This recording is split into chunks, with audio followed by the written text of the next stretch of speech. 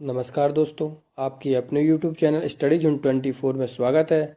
जैसा कि हमने वन लाइनर रिवीजन सीरीज चला रखी है, जिसमें यह भारतीय इंडियन पॉलिटी की जिसमें प्रस्तावना और संविधान की आत्मा यानी कि जो प्रस्तावना है उसमें जो महत्वपूर्ण प्रश्न हैं उनकी चर्चा करेंगे।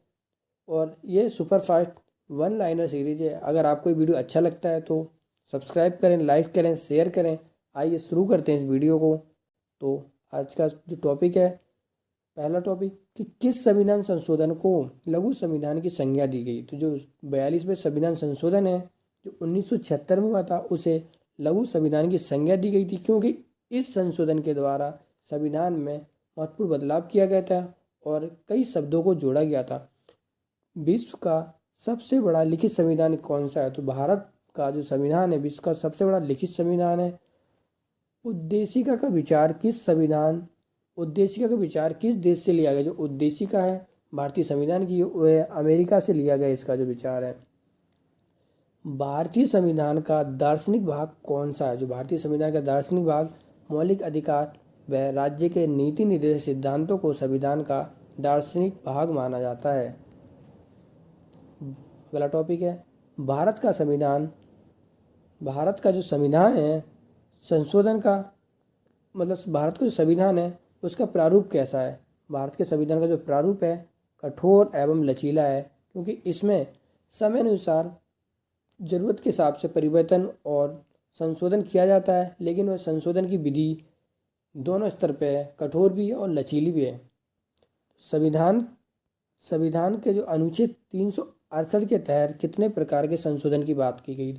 संविधान में संशोधन हो सकता है। यह संशोधन 368 के तहत 2 प्रकार के संविधान की बात की गई है। भाई, संघीय संविधान की महत्वपूर्ण विशेषता क्या होती है? जो भारत का संविधान संघीय भी है, तो इसकी जो महत्वपूर्ण विशेषता यह है कि जो भारत के संविधान को संघीय स्वरूप बताता है, वह एक तो है लिखित संविधान है। यहाँ का संविधान की सर्वोच्चता और स्वतंत्र न्यायपालिका है, जिसके अंतर्गत यह एक तरफ संघीय संविधान का स्वरूप प्रदर्शित करता है।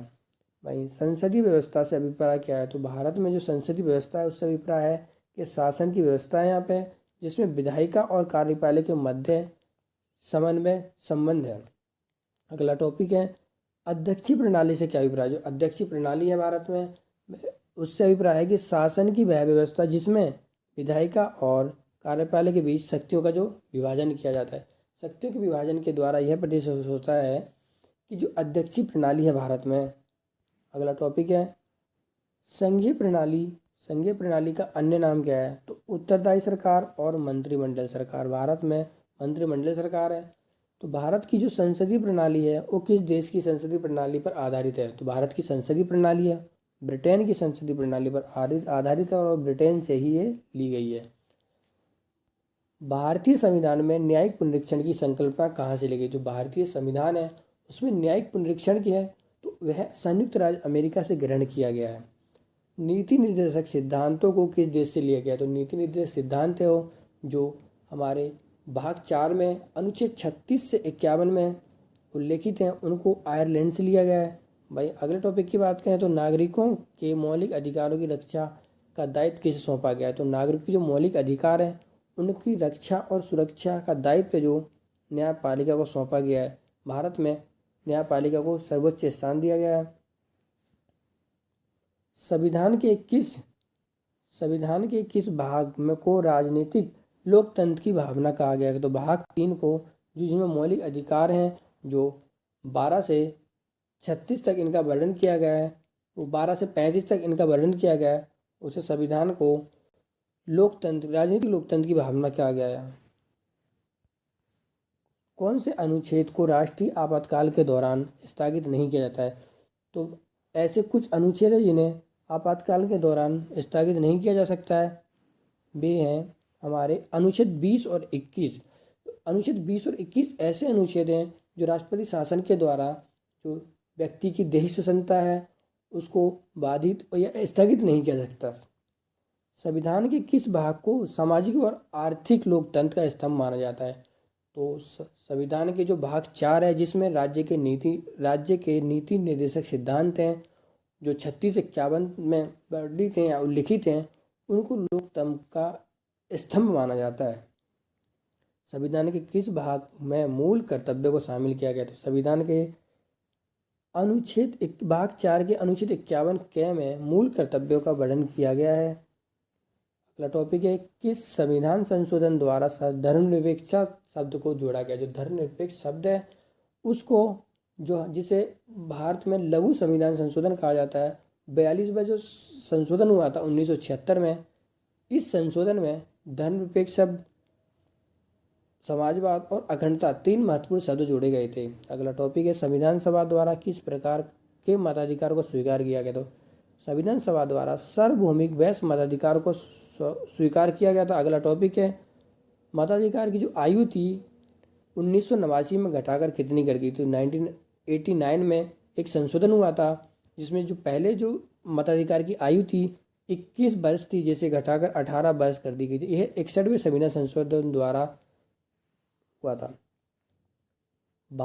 अगला टॉपिक हमारा, भारतीय संविधान में कितने प्रकार के आपातकाल की घोषणा की गई? तो भारतीय संविधान में महत्वपूर्ण 3 प्रकार के आपातकाल की घोषणा की गई।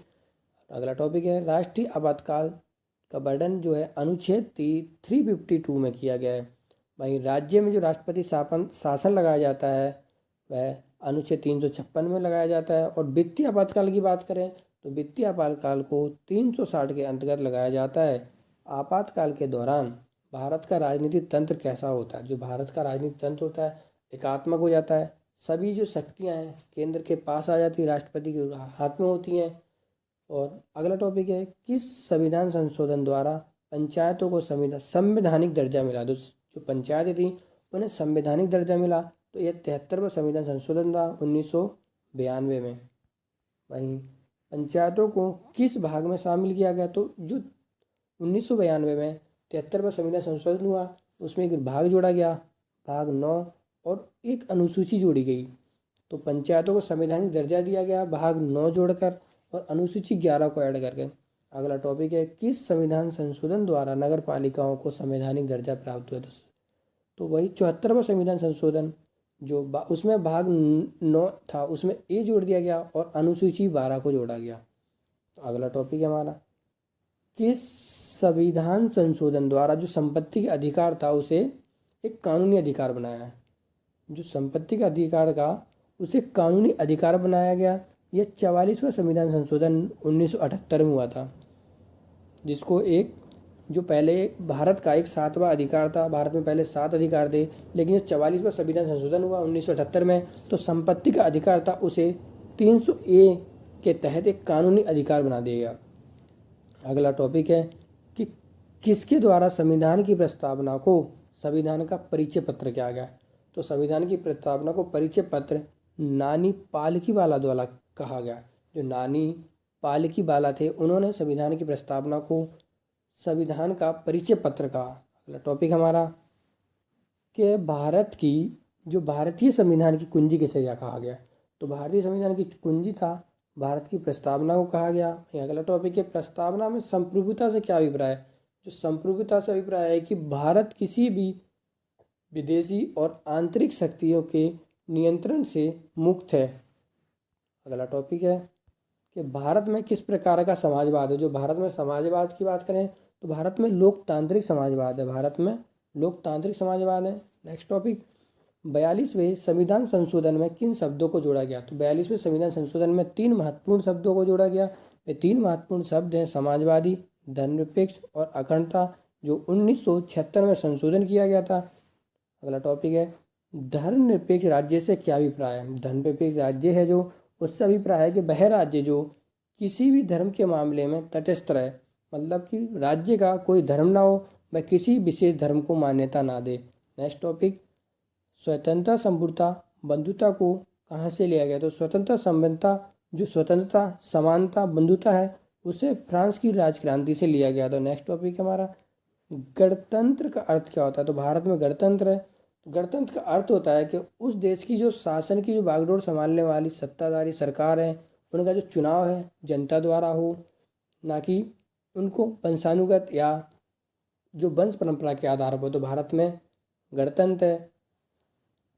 नेक्स्ट टॉपिक है हमारा, समाज की आर्थिक और राजनीतिक न्याय किस देश से लिया, जो सामाजिक आर्थिक राजनीतिक न्याय है वह किस देश से लिया गया। तो भारत में जो सामाजिक आर्थिक राजनीतिक न्याय को 1917 की रूसी क्रांति से ग्रहण किया गया है।